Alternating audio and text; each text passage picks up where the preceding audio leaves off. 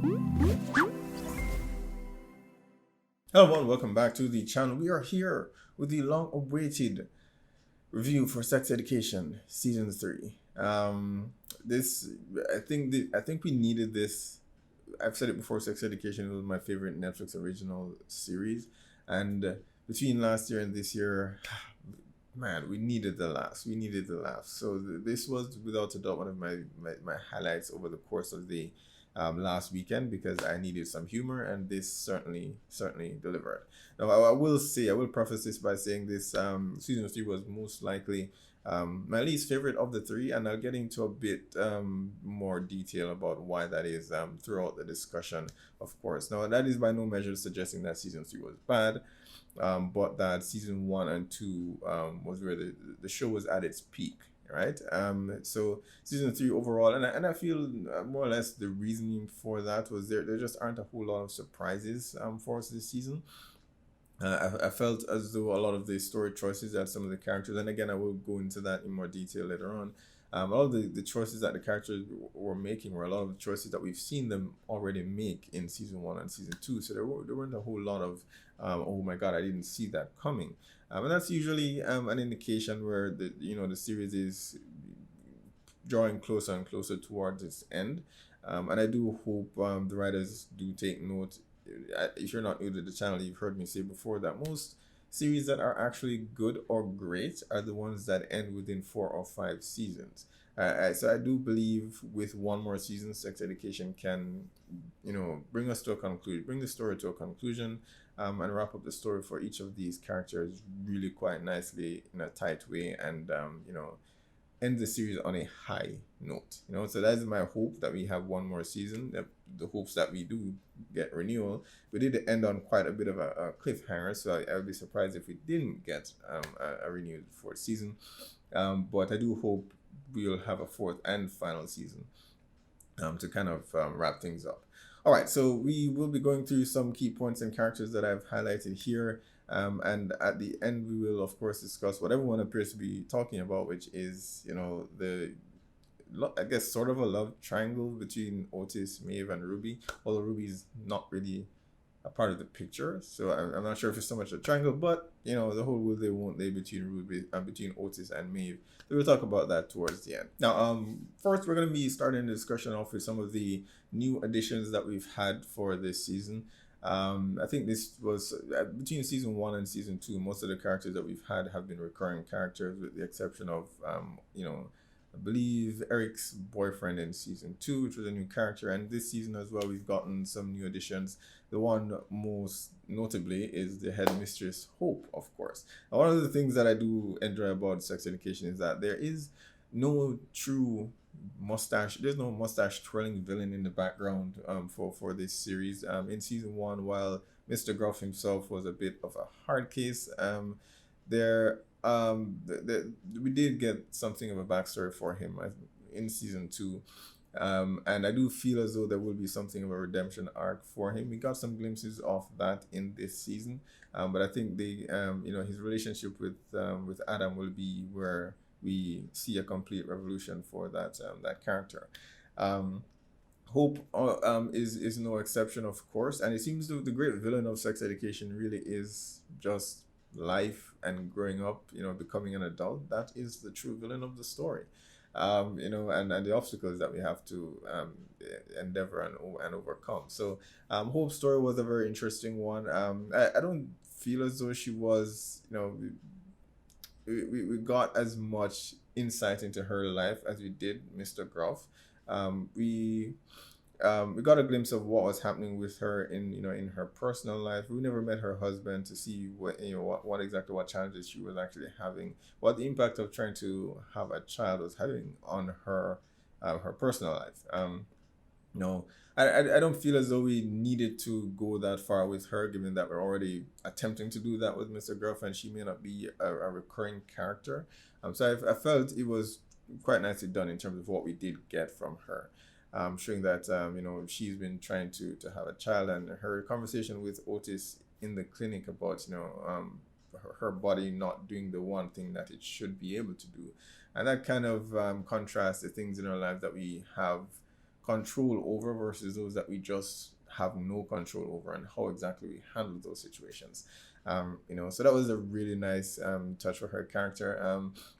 But she was introduced as the fun-loving character, and I love that transition because when she came in, she was dancing and trying to become the cool teacher that everyone can relate to and feel that they can come and speak to. And quickly that turned around. Of course, she changed or she added some rules to make things a bit more strict. And I do have one criticism of this series and this season in particular.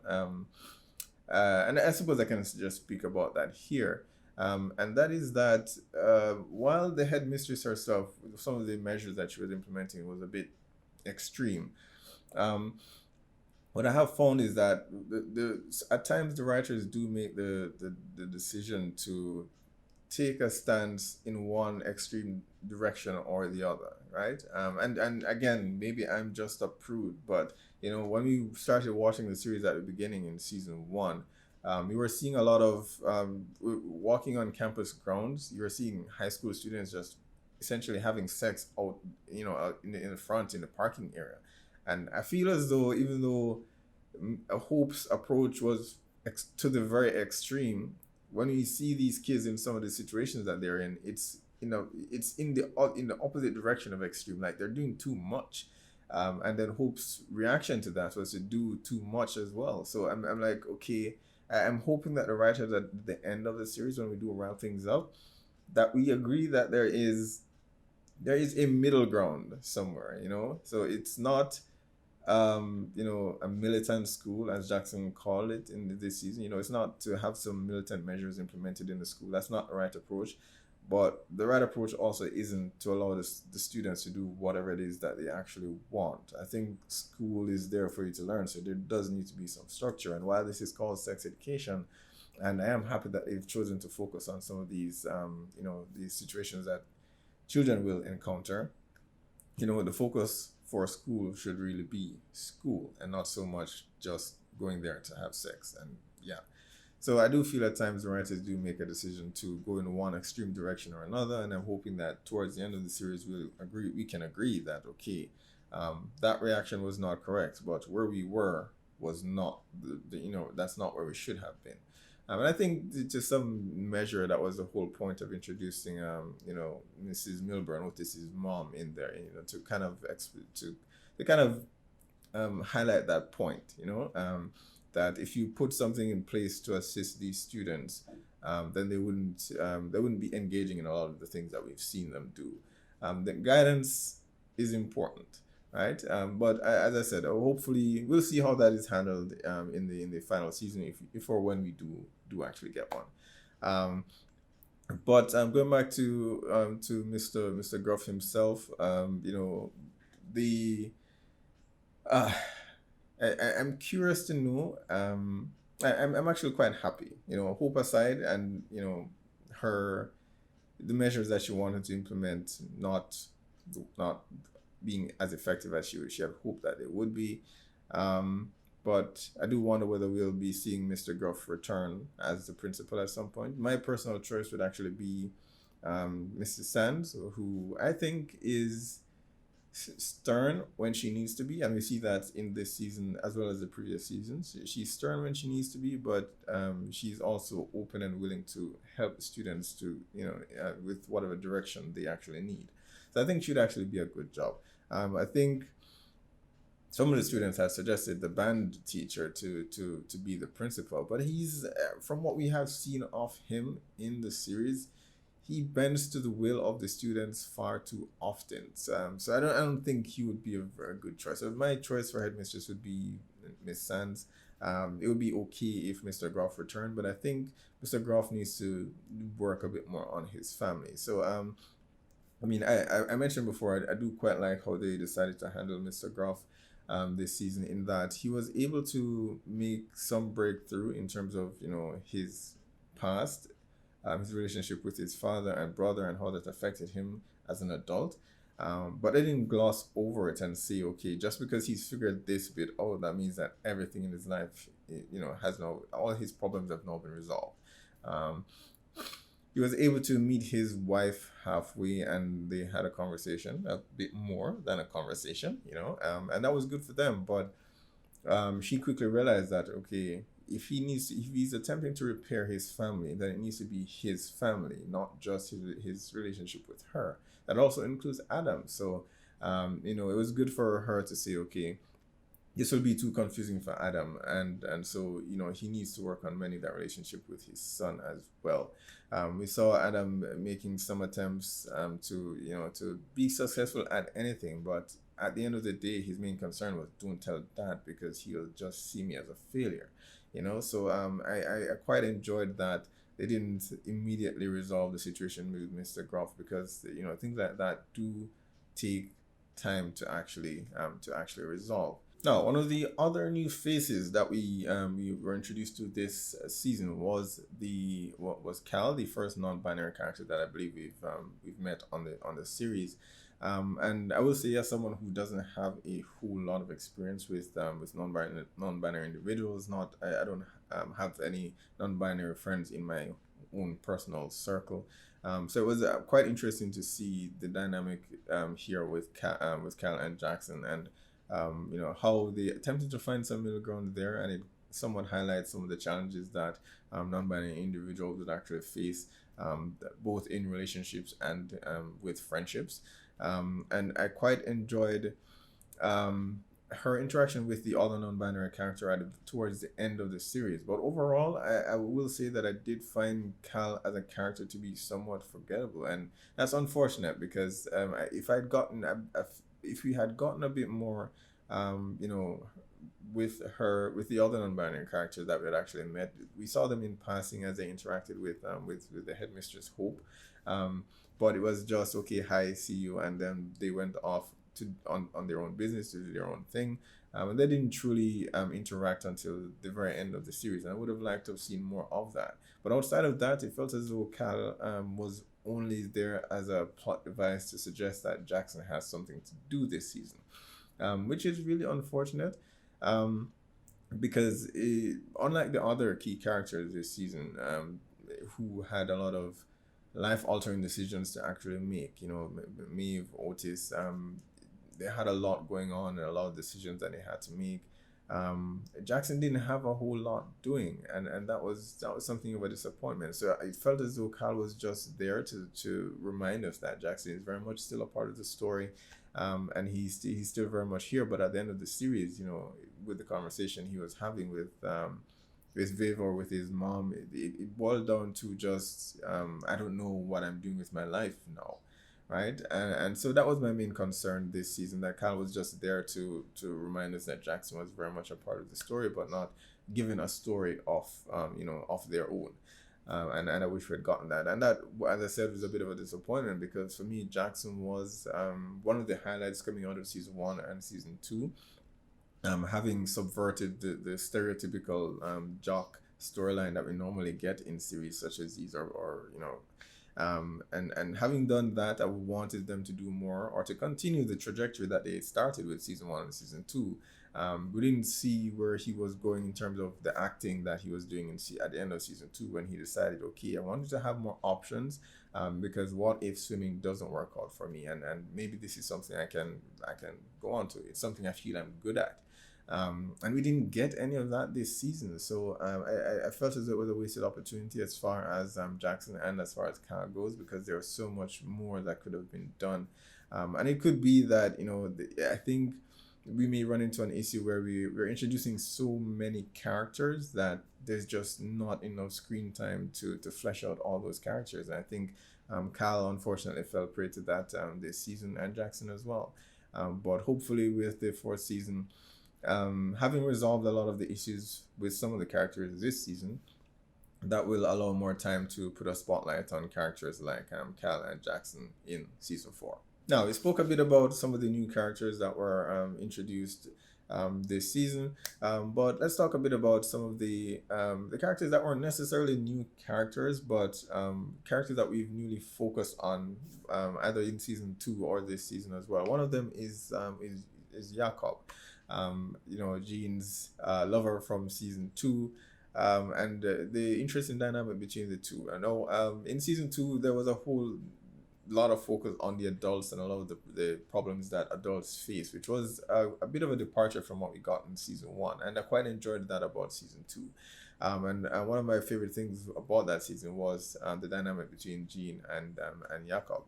Now, the conclusion, the conclusion aside, which was a bit of a cliffhanger on its own, where Jean is uncertain about the paternity of the child that she's actually having.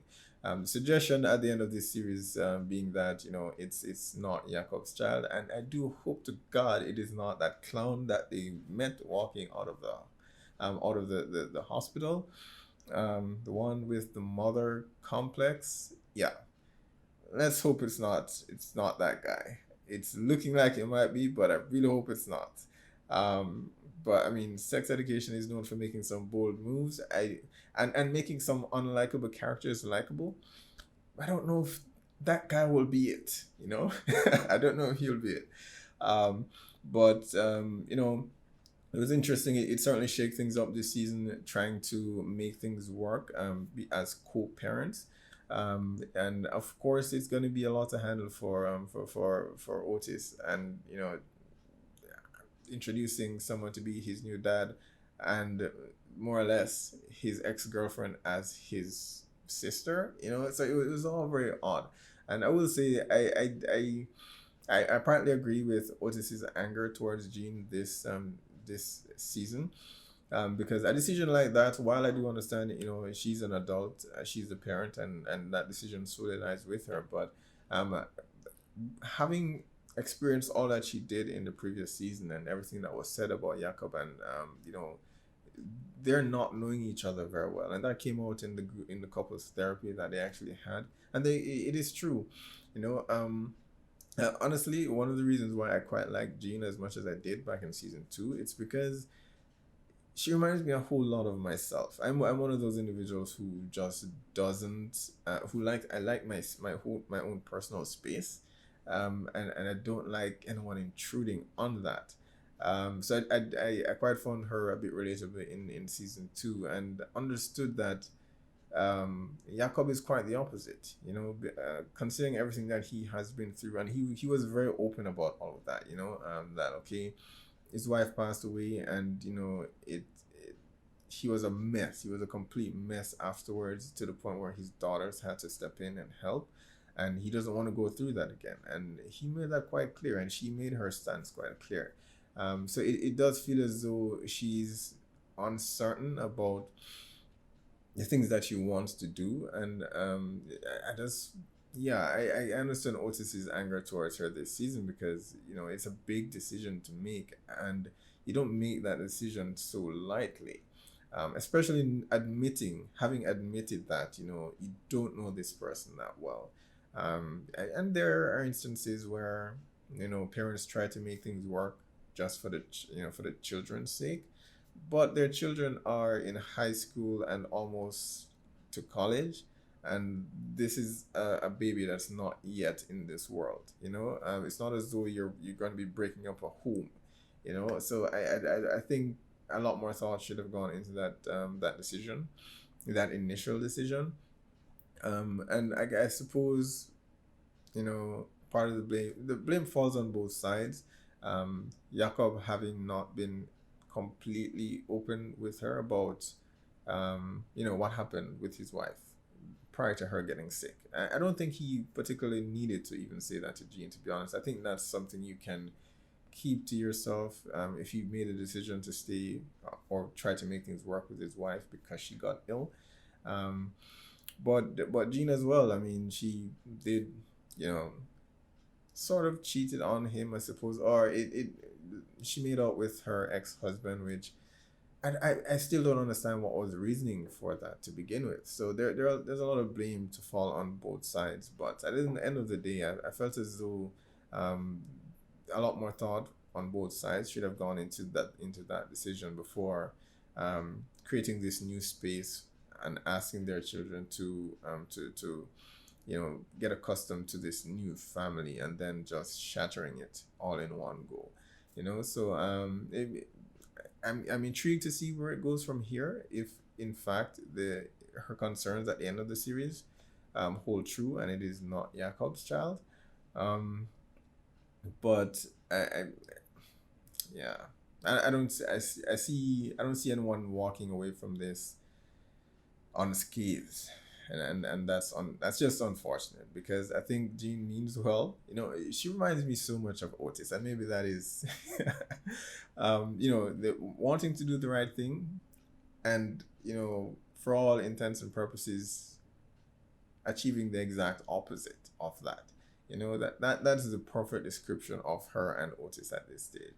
But yeah, I think things are just not going to end well. But on the face of it, it's quite clear that both her and Jakob do not, you know, they do not have a whole lot in common, and they would have to do a whole lot for the relationship to actually work. And compromise as an adult is something that you will have to do. But if you do have to compromise to the extent where you're compromising yourself as an individual or your own, you know, that's an indication that things just aren't working, because it means that you're going to be unhappy, and you shouldn't have to do that as a compromise. So as for the next season, I feel as though things are just going to go horribly wrong. Jakob is going to feel betrayed a second time, and things just will fall apart.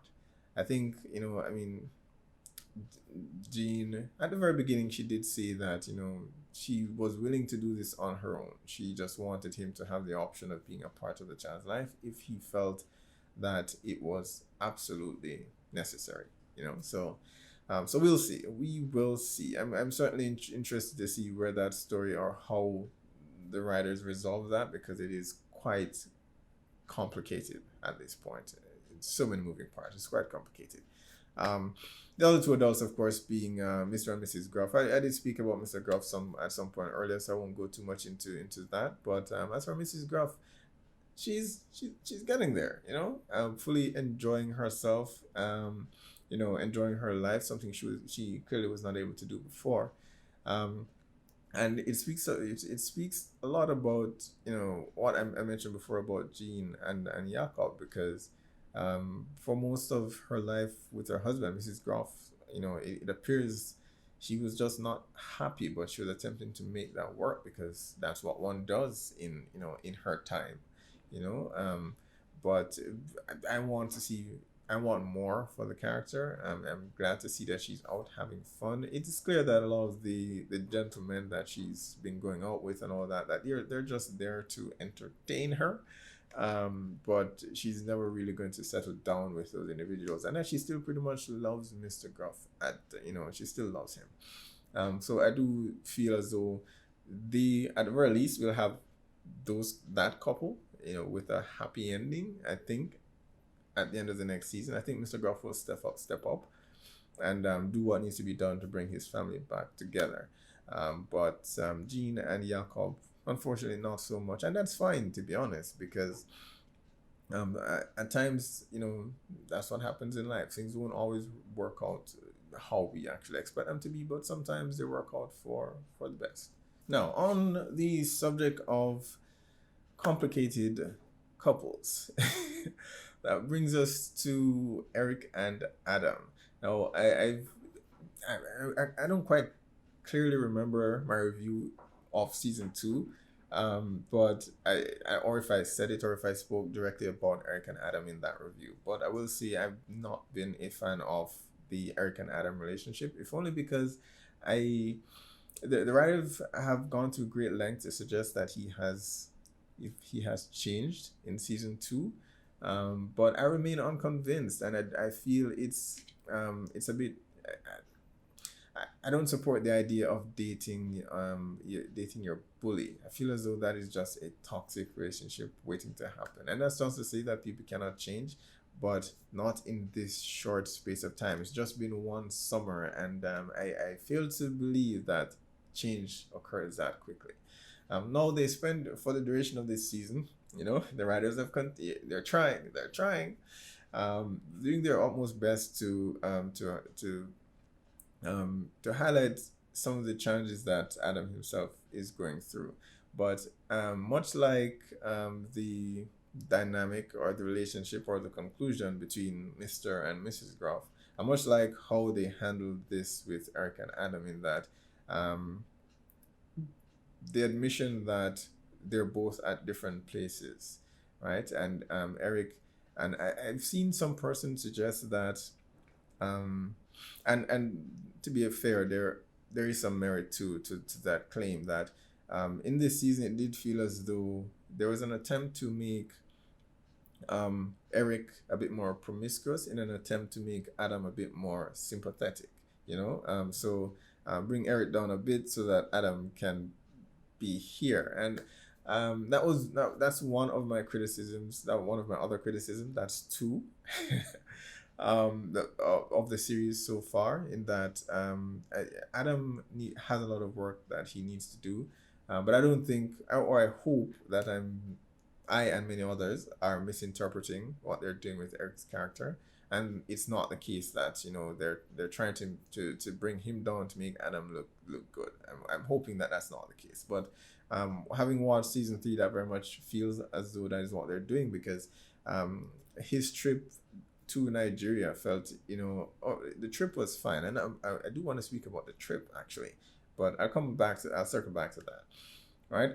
Having gone to the family wedding in Nigeria, his encounter with this photographer at the party, and having made out with the character, it just didn't feel as though it's something that I would expect Eric to do before. So it came out of nowhere. You know, I think and to be fair, we haven't seen Eric in a whole lot of relationships, but you know, to make a clear judgment on that as to what kind of what kind of person he is as far as relationships. This is his first relationship. But I just don't get the impression that the first thing that he would jump to, based on what we know of the character, you know, from his interactions with everyone else, and you know, his judgment of Otis, when Otis messes up with doing the exact same thing, it just feels out of character for him to now repeat the same mistake that he would have criticized Otis for not long ago, right? But at the same time, I can certainly understand that, okay, this is the first time that he's been free enough to accept, okay, this is who I am, and given the opportunity to just release and let loose, and just do what, you know, it feels natural to him, which is just be himself, go out, have fun, you know, flirt and do all of that with individuals. No, you know, the temptation being there as someone who's not been engaged in a relationship before. I do understand that from his perspective, but the idea that, you know, he would jeopardize everything that he is trying to build with Adam so far just felt out of character for me. Again, as I said, I do hope I'm wrong and that's not what's happening with the character. Towards the end of the series, they decided that things just weren't working, because by Eric's admission, while he regrets that he hurt him, he didn't regret the act itself. And because they are just not in the same place. Adam is still trying to figure himself out, you know, what exactly he wants to do, in so many areas. And I think this might have been a good decision. So I do, as I said before, I do appreciate what they did with these two characters in terms of concluding their relationship. But I do hope this will not be a situation of, you know, they're gonna get back to the. I think this should be it for these two. I don't want a Maeve Otis situation where, okay, are they going to? Are they not going to? No, I think this was the natural conclusion to their relationship. They're just not in the same place, and I don't think there's any way to speed up where Eric and where Adam is to catch up to where Otis is. Again, things like that do not happen overnight or over the course of just one summer. You know, Adam, for the most part, has spent his entire life denying that, and not even just denying that, but beating the shit out of other people just to keep that at bay because he doesn't like how they're portraying that. So it's something that's something that doesn't just fade, right? So I don't think this is I don't think this is a I think this is a natural progression for the relationship. I do hope that they become friends later on. And of course there was some hint in this season that, Eric and Raheem might become a thing, which I'm not a huge fan of, if only because I don't feel everyone in the series needs to be having sex with each other or needs to be in a relationship with each other. Um, my other criticism of the series, and that is that um, you don't need to jump from one relationship to the other. I think a lot of the characters in this series could benefit from just trying to get to know themselves. You might actually learn something, and who knows, maybe I'm just a prude. Maybe I'm a prude. But I mean, the notion that okay, all these characters just have to be involved with someone. Maeve, from one character to the next. At one point, she did say, okay, she's tired of guys, and that's it. And I actually loved that she made that decision. Only for them to backtrack on that and have her involved with Isaac this season. And so I was not a huge fan of that. So I think a lot of some of these characters need to spend time to work on themselves. Adam being one of those key characters because he has his studies. He asks Miss Sands for help because he wants to academically he wants to be a bit more competent with his studies, and he needs the help. He needs to spend the time to work on that. And she did say, "Do not waste my time. You need to commit yourself to this."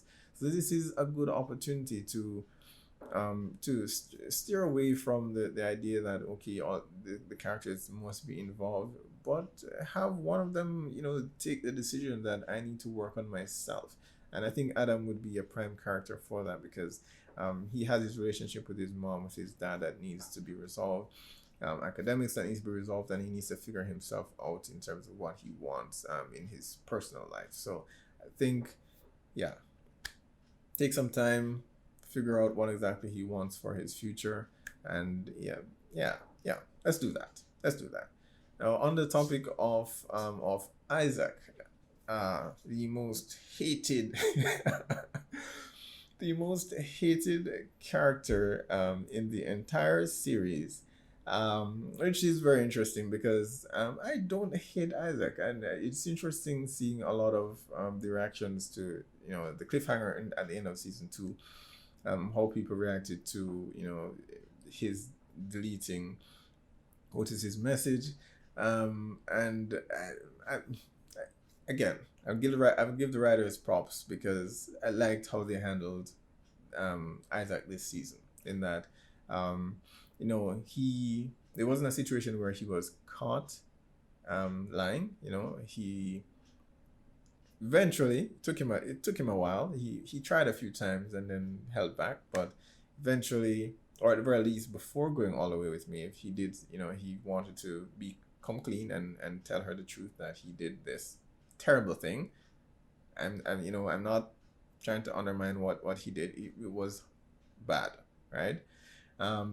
He did come clean and tell her what he did, and how he felt terrible about it. And it was a betrayal. It was on so many levels. Yeah, on so many levels. Because it was manipulative. He violated her privacy. It was just not a good place to start. Eventually, she did forgive him. I would have wanted that to take a bit more time, but at the end, considering how things ended, which was, yeah, I'm going to go with Otis now. Yeah, so it was, considering how things ended, I'm glad they kind of wrapped that up quite quickly. But in terms of my thoughts on Isaac, I mean, look, he made a terrible mistake there, and I didn't particularly like him in season 1. And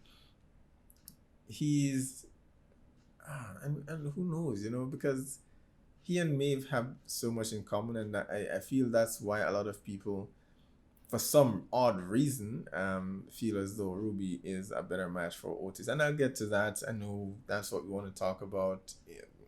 I'm coming to that. But Isaac, as I said before, he came clean and told her the truth about everything. And there's something to be said about characters who are with tragic experiences or shared experiences that were tragic. Um, you know, being able to find more common ground or understanding each other a lot more than someone who hasn't. And that's kind of where I'm at with Isaac. I hated what he did to me in season two, or to her relationship with Otis, because their relationship kind of declined afterwards. Even though in season two it was, they were mending their relationship, and then he did that and things just went terribly wrong. But there's something to be said about Isaac understanding Maeve on some levels that Otis may never understand her. And I think anyone who's had a lot of who've had a tragic upbringing or scarred, whether mentally or physically, will understand that. Or I mean, if you try to date someone and it's something that you'd be hesitant to bring up or to even share, because not so much because you're embarrassed to do it, but because you don't want sympathy, and that's usually the natural reaction to it. So again, I think Isaac and Maeve, they do have a lot in common, but as to whether that is good or not, because there are instances where these shared experiences can be toxic, and when you're attempting to move past them, it's not good to have someone like that in your life. But it depends on the person. It depends on the person, and how they impact your life, whether positively or negatively. And from what I've seen with Isaac so far, he's actually been helping me, trying to help her mend things with her mom. He kept her mom there in the hopes that she would come back, and it did work. Although it was his interference that helped wreck her relationship with her mom in the first place. But he was doing me a favor anyway. Um, but yeah, as I said, I think there's something to be said about them having shared experiences that Otis will more than likely never understand. But whether or not that is enough for us to say that they'd make a relationship work. Who's to say? I certainly can't. Not just from what we've been given. I think they'd actually make a good couple. And if the series had decided, or if they decided at the end of this series, to mend things with Isaac and Maeve, I would totally be fine with that. I would understand it because logically it makes sense. Of course, everyone wants these characters to end up with, the characters that we like. That's normal. That's a normal reaction. But logically speaking, I can see the appeal as far as Maeve and Otis.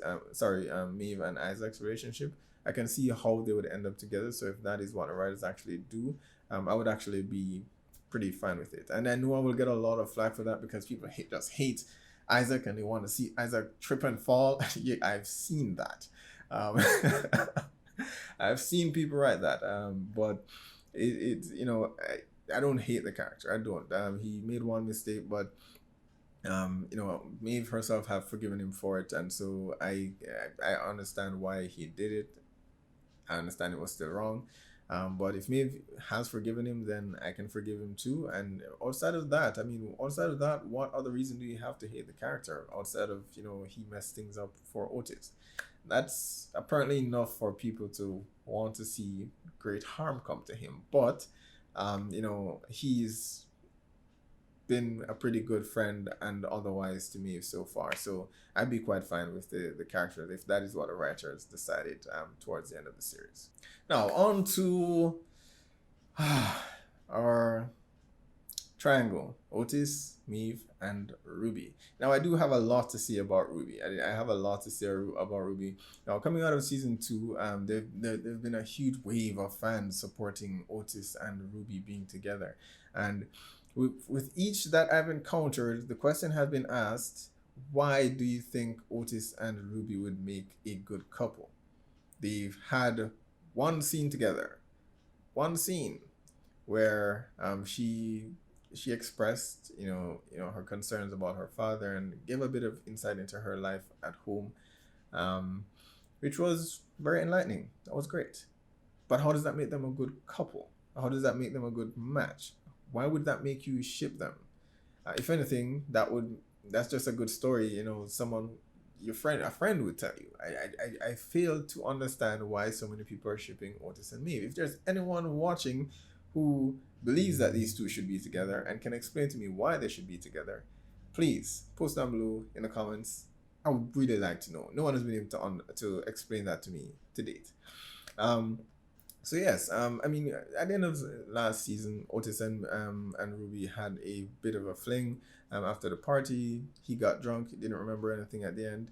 And the debate aside as to how appropriate that was for her to have sex with him while he was blacked out or drunk. That aside, um, I didn't. I mean, for one and two seasons, Ruby was essentially the bully along with the other two rich students that were there. Not bully in the sense that they're doing what Adam is doing and physically assaulting people, but there are other ways to bully people. We know it. We've been to high school. It happens, and so they were the bullies in the school. Um, and so for at the end of the last season, I didn't particularly have any good feelings towards her. And when both her and Otis, or both her and Otis realized that what had happened the night before, I was like, okay, I didn't like her, but I think at this point it's good for Otis to have other experiences, which his mother did admit this season as well, that okay, you're not a casual kind of guy, but I think it's good for you to experience different kinds of relationships. I think that's healthy. So that was my takeaway at the end of the last season. That okay, fine. If this She admitted that she's only doing this because she sleeps with nerdy boys to feel better about herself. That was fine, but I cannot fathom how anyone believes someone who says she just has sex with guys just to feel better about herself, why that is a good quality for someone in a relationship, in a committed relationship, because that's what persons have been suggesting they want.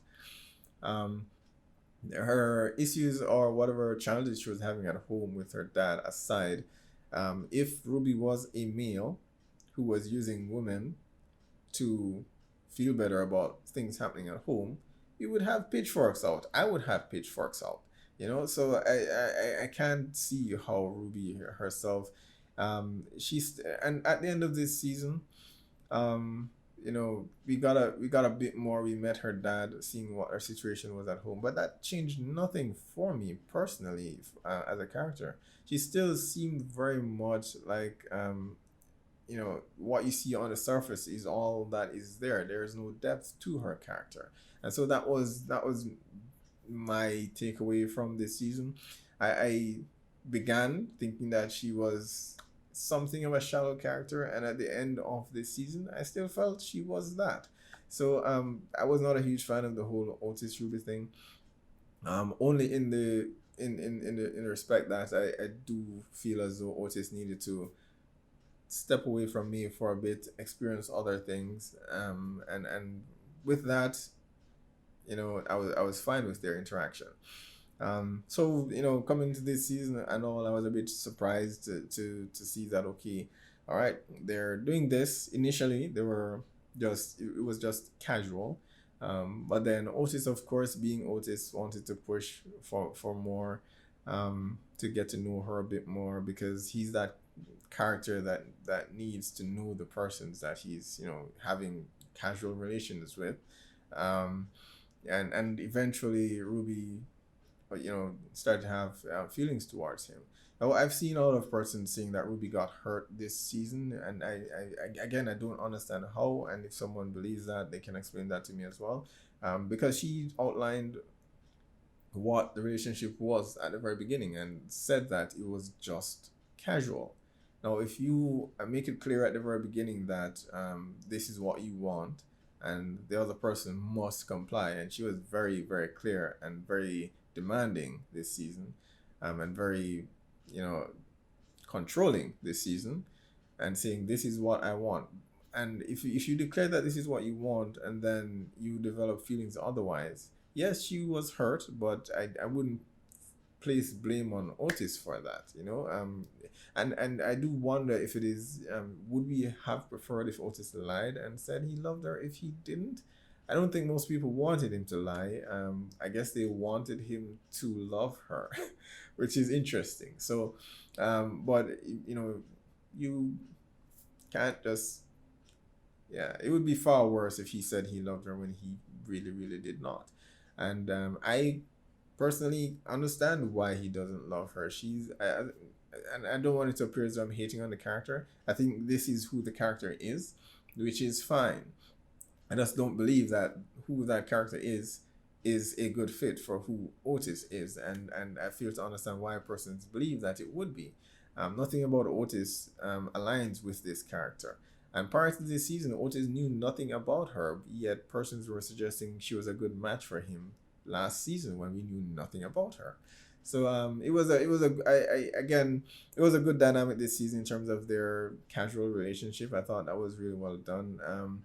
Otis, of course, being Otis, but at the end of it, how it ended, that's how I expected things to end, because again, these characters, these two have absolutely nothing in common. They and knew very little about each other. So the triangle became two towards the middle of the series, and I think Ruby will be fine otherwise. I don't think she cared enough about anyone before to even say the words "I love you." So I think this is good growth for her as a character, and perhaps she'll find someone, will meet someone that she'll be interested in the next season. I don't need that. I think we've had enough time on that character. But if they do decide to do that, then I'm all for it. But both her and Otis were never a good match to begin with, so I'm quite fine with how things resolved itself. But yeah, the triangle became two, and it came down to just Otis and Maeve towards the end. And finally, the moment that we've been waiting for, which was them just admitting that they have feelings towards each other. The school bus ride aside, because that was just hilarious. That was hilarious. But you know, within all the chaos, they actually found, you know, being left behind, they actually built up the courage to see what was unsaid for all this time. And I do wonder, I mean, come on.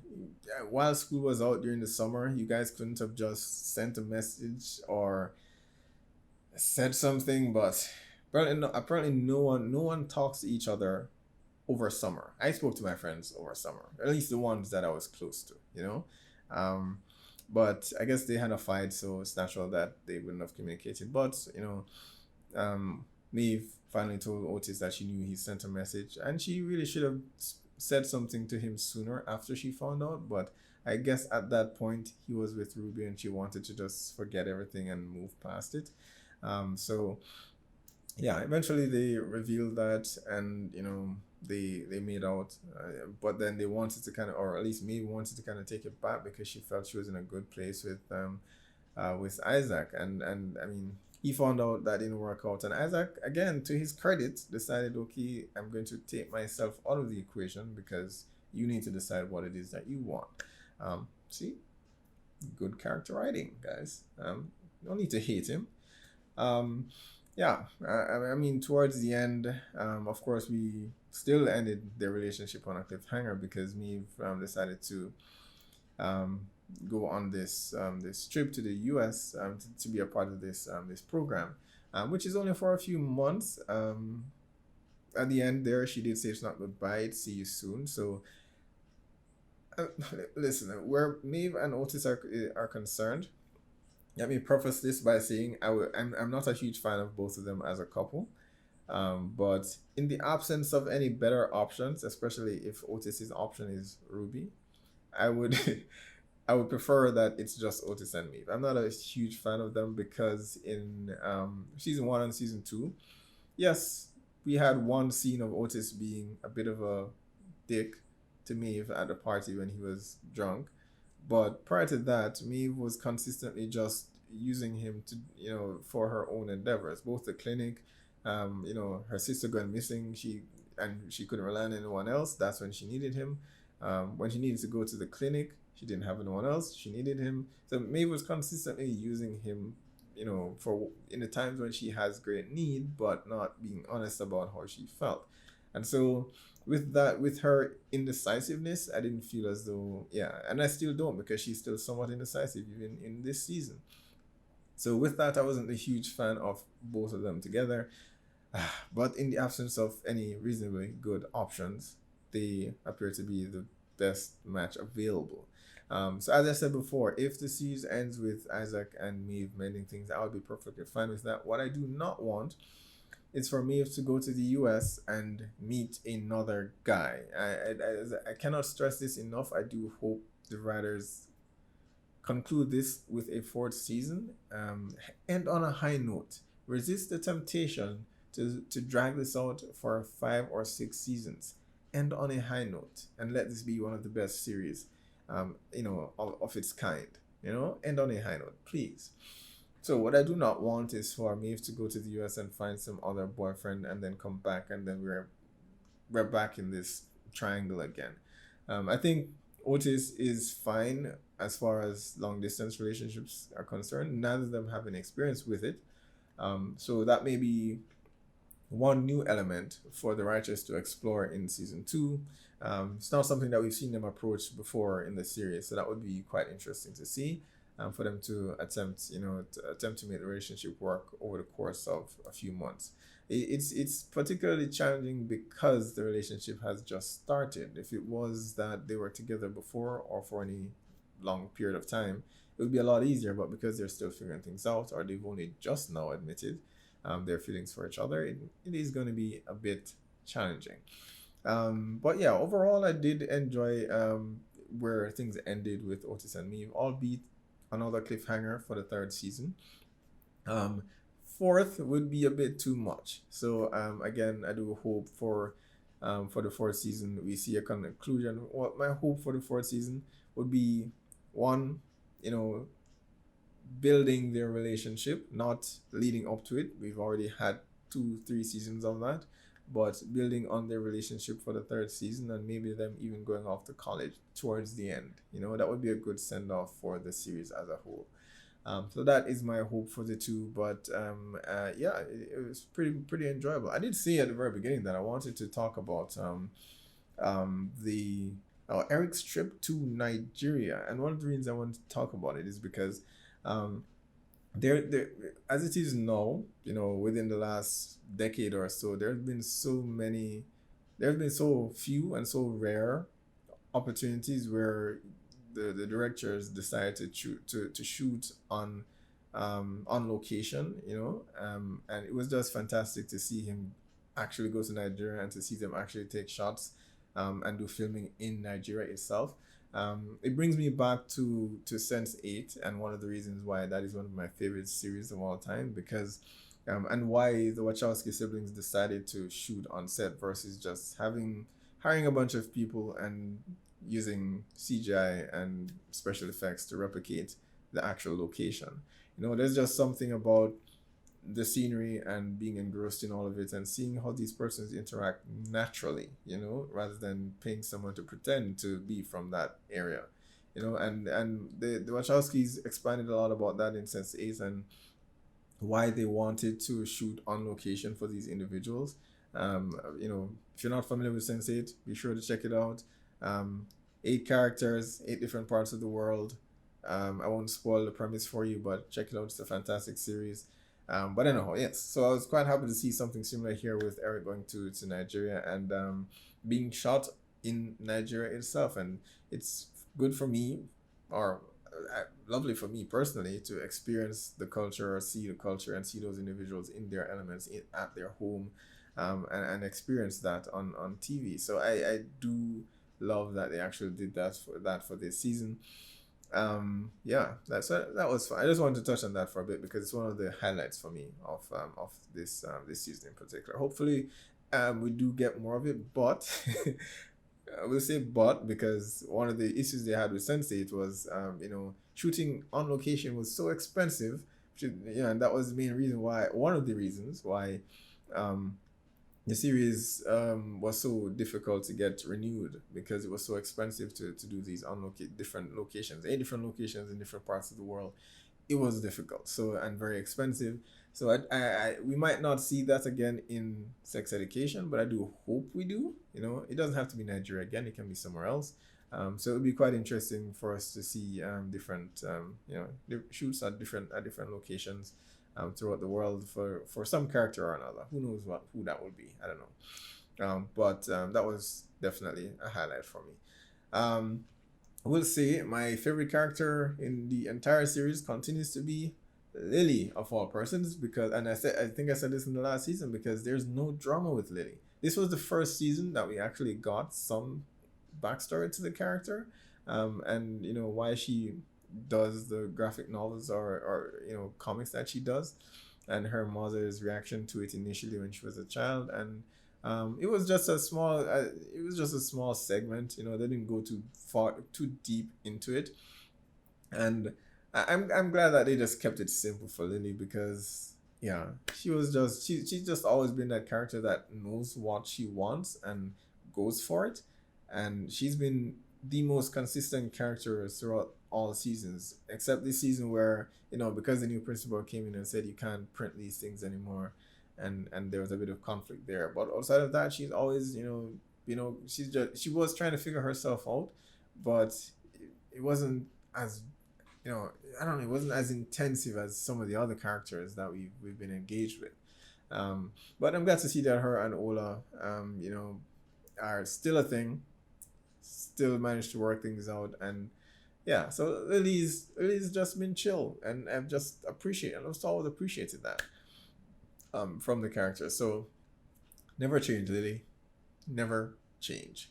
All right, now as for the future of Mooredale and what we can or cannot expect from the series going so far, the school itself, as we know, towards the end of this season, has been sold off. So I'm quite intrigued to see what will happen. Whether it is that the school will be shut down, and I have no idea why the guy from the board of directors was telling that to the students as opposed to telling that to their parents. That seemed a bit odd. I mean, and eventually an announcement would be made to the school, but I don't expect the member of board to be telling that to the students instead of their parents. But yeah, the school has been sold off. I imagine either the school will be shut down, and they'll have to go elsewhere, which is very unlikely. What more than likely will happen is that the students will do something together to save the school or manage to get funding for the school somehow. So I think that is where the new season is going. But will it be a new future for Mooredale itself? We haven't. There's been very few opportunities where we've actually left Mooredale, which is why I highlighted the trip to Nigeria before, because we don't often leave the school, and that was one of the few times that we've actually left the school. We do see accompany the characters on their bike rides back home and so on and so forth, but very rarely do we have any long scenes outside of Mooredale. So I don't think they're going to do away with that. I don't think they're going to do away with Mooredale itself, Mooredale High itself. So I feel as though something dramatic will need to happen to be able to save the school, and our characters will be a huge part of that. And who knows, maybe it will be privatized. That would be, well, maybe not, because I mean we've already had this season highlighting some of the rules and so on that you'd encounter at a private school. I don't think it would be absolutely I don't think it would be absolutely necessary for them to go that route. So it'd be interesting. Yeah. So I think we'll continue. I think we will remain in Mooredale. I think the school will be saved somehow.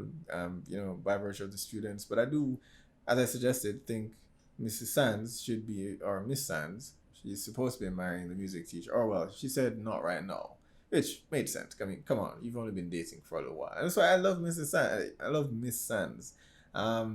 Yeah, so she's one of my favorite characters in the series as well, as I said before. And as it concerns the future of the school, just to tie that back in, with her being there as the headmistress, because as I said, at times my main criticism of the series is that at times it goes one extreme or another.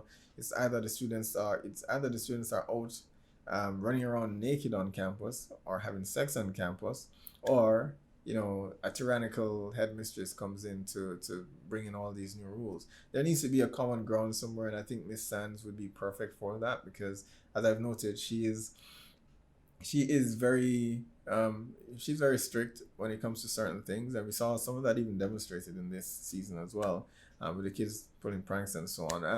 She is strict, but she's still that person that they can go and speak to. We did see her smoking weed in in the bathroom this season. Uh, Look, Mrs. Sands, she is the cool teacher. Okay, she is the cool teacher, and she's definitely been one of the highlights for me throughout the entire series, especially as far as the adults go.